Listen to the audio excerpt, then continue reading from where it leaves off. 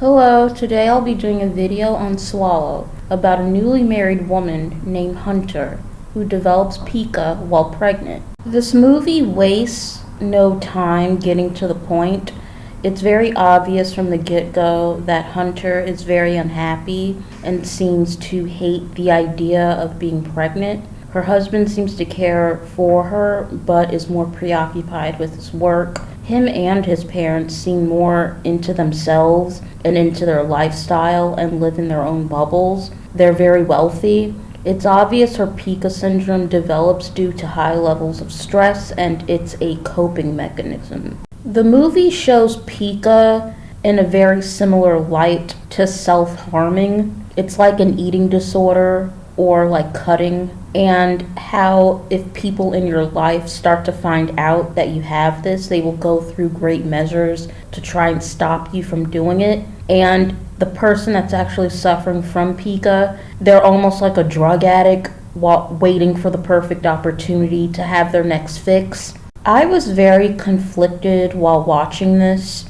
On one hand, she is endangering her baby because she is pregnant while doing all this and having to go under surgery to remove the objects. But on the other hand, the tactics that her husband and his parents are taking in order to stop her pica are very dysfunctional, and they're making it so much worse, and she's finding out all these different things that they're doing, and it's a real mess, and it makes her problem so much worse.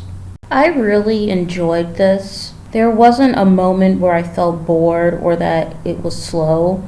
I was a little worried that it would turn into a thriller at a certain point because I just watched The Invisible Man last week. I liked the fact that I wasn't able to guess what would happen next or what the ending would be like. The story does come full circle, but the ending felt very sudden. It was a perfect ending, but I didn't want it to be over. I wanted it to keep going.